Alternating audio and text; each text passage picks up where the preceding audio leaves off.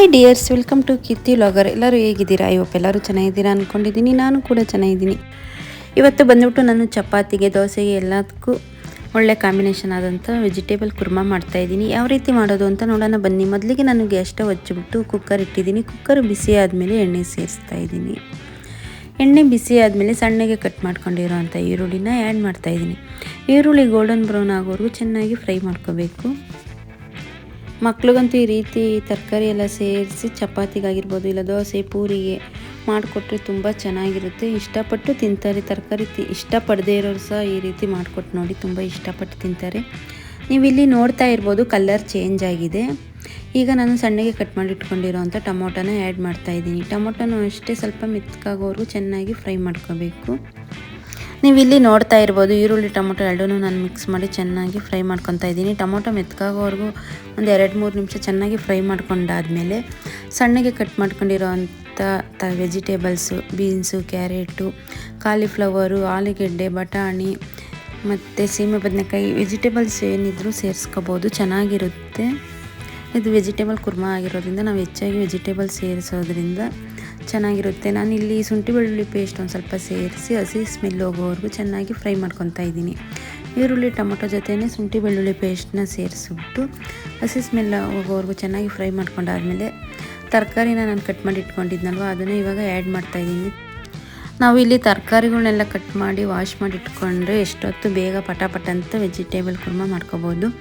ಆದ್ದರಿಂದ ನಾನಿಲ್ಲಿ ಮುಂಚೆಗೆ ಎಲ್ಲ ರೆಡಿ ಮಾಡಿ ಇಟ್ಕೊಂಡಿದ್ದೆ. ಇವಾಗ ಎಲ್ಲನೂ ಒಟ್ಟಿಗೆ ಸೇರಿಸ್ತಾ ಇದ್ದೀನಿ.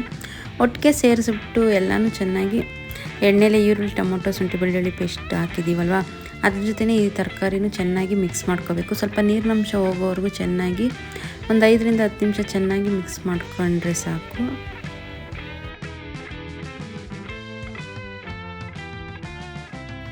ನಾನಿಲ್ಲಿ ತರಕಾರಿ ಎಲ್ಲ ಸೇರಿಸಾದ್ಮೇಲೆ ಒಂದು ಸ್ವಲ್ಪ ಹೊತ್ತು ಎಣ್ಣೆಯಲ್ಲಿ ಫ್ರೈ ಮಾಡ್ಕೊಂಡಾದ್ಮೇಲೆ ರುಚಿಗೆ ತಕ್ಕಷ್ಟು ಉಪ್ಪನ್ನ ಆ್ಯಡ್ ಮಾಡ್ತಾಯಿದ್ದೀನಿ. ಉಪ್ಪನ್ನು ಸೇರಿಸಾದ್ಮೇಲೆ ಚೆನ್ನಾಗಿ ಮಿಕ್ಸ್ ಮಾಡ್ಕೋಬೇಕು. ಉಪ್ಪು ತರಕಾರಿಗೆಲ್ಲ ಹೊಂದ್ಕೋಬೇಕು. ಆ ರೀತಿ ಒಂದು 5-10 ನಿಮಿಷ ಚೆನ್ನಾಗಿ ಮಿಕ್ಸ್ ಮಾಡ್ಕೋಬೇಕು. ಇವಾಗ ನೀವು ಇಲ್ಲಿ ನೋಡ್ತಾ ಇರ್ಬೋದು ನಾನೆಲ್ಲ ಮಿಕ್ಸ್ ಮಾಡ್ಕೊಂಡಿದ್ದಾಗಿದೆ.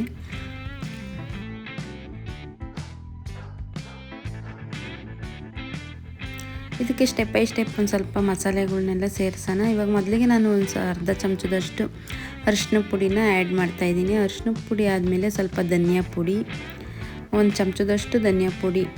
ನೀವು ಇಲ್ಲಿ ನೋಡಿ ಮಸಾಲೆಗಳನ್ನೆಲ್ಲ ಸೇರಿಸ್ಕೊಳ್ಳಿ. ಮತ್ತು ಸ್ವಲ್ಪ ಗರಂ ಮಸಾಲೆ ಮತ್ತು 1 ಚಮಚದಷ್ಟು ನಾನು ಇಲ್ಲಿ ಖಾರದ ಪುಡಿನೂ ಆ್ಯಡ್ ಮಾಡ್ತಾಯಿದ್ದೀನಿ. ಖಾರ ಎಷ್ಟು ಬೇಕೋ ಅಷ್ಟು ನೋಡಿ ಸೇರಿಸ್ಕೊಳ್ಳಿ.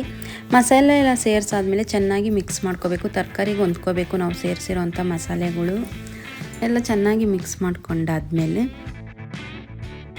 ಮತ್ತು ನೀವು ಇಲ್ಲಿ ನೋಡ್ತಿರ್ಬೋದು ಚೆನ್ನಾಗಿ ಮಿಕ್ಸ್ ಮಾಡ್ಕೋಬೇಕು. ಒಂದು 10 ನಿಮಿಷ ಆದ್ರೂ ಎಣ್ಣೆ ಜೊತೆ ಮಸಾಲೆ ಸ್ಮೆಲ್ಲೆಲ್ಲ ಹಸಿ ಸ್ಮೆಲ್ ಹೋಗಬೇಕು. ಆ ರೀತಿ ಚೆನ್ನಾಗಿ ಮಿಕ್ಸ್ ಮಾಡ್ಕೊಂಡಾದ್ಮೇಲೆ ನೀರನ್ನ ಸೇರಿಸ್ಕೋಬೇಕು. ಸ್ವಲ್ಪ ನೀರು ಸೇರಿಸ್ಬಿಟ್ಟು ಕುಕ್ಕರ್ ಲಿಡ್ ಒಂದು ವಿಶಿಲ್ ಕೂಗಿಸ್ಕೊಂಡ್ರೆ ಸಾಕು. ರುಚಿಯಾದ ವೆಜಿಟೇಬಲ್ ಕುರ್ಮಾ ರೆಡಿ ಆಗುತ್ತೆ. ಈಸಿಯಾಗಿ ಪಟಾಪಟ್ ಅಂತ ರೆಡಿ ಮಾಡ್ಕೋಬೋದು. ಇದು ರುಬ್ಬಂಗಿಲ್ಲ, ಏನೂ ಇಲ್ಲ. ಇದು ಹಸಿ ಮಸಾಲೆನೇ ಹಾಕ್ಕೊಂಡು ಎಲ್ಲ ಈ ರೀತಿ ಮಾಡಿಕೊಂಡ್ರೆ ಒಂಥರ ಡಿಫ್ರೆಂಟಾಗಿ ಟೇಸ್ಟಿಯಾಗಿ ಚೆನ್ನಾಗಿರುತ್ತೆ. ನೀವು ಯಾವ ರೀತಿ ಮಾಡ್ತೀರಾ ಅಂತ ನನಗೆ ಕಮೆಂಟಲ್ಲಿ ತಿಳಿಸಿ. ಈ ರೀತಿ ಒಂದು ಸತಿ ಟ್ರೈ ಮಾಡಿ ಹೇಗೆ ಬಂತು ಅಂತ ನನಗೆ ಕಮೆಂಟಲ್ಲಿ ತಿಳಿಸಿ. ನಿಮ್ಗೆ ಇಷ್ಟ ಆದರೆ ಲೈಕ್ ಮಾಡಿ, ಶೇರ್ ಮಾಡಿ, ಸಬ್ಸ್ಕ್ರೈಬ್ ಆಗಿ. ಯಾರೆಲ್ಲ ನಾನು ವಿಡಿಯೋ ನೋಡ್ತಾ ಇದ್ದೀರೋ ಫುಲ್ ವಿಡಿಯೋ ವಾಚ್ ಮಾಡಿ. ಸಬ್ಸ್ಕ್ರೈಬ್ ಆಗಿಲ್ಲ ಅಂದರೆ ಸಬ್ಸ್ಕ್ರೈಬ್ ಆಗಿ ಸಪೋರ್ಟ್ ಮಾಡಿ. Thanks for watching. ನೆಕ್ಸ್ಟ್ ವಿಡಿಯೋದಲ್ಲಿ ಸಿಗೋಣ. ಬಾಯ್, ಟೇಕ್ ಕೇರ್.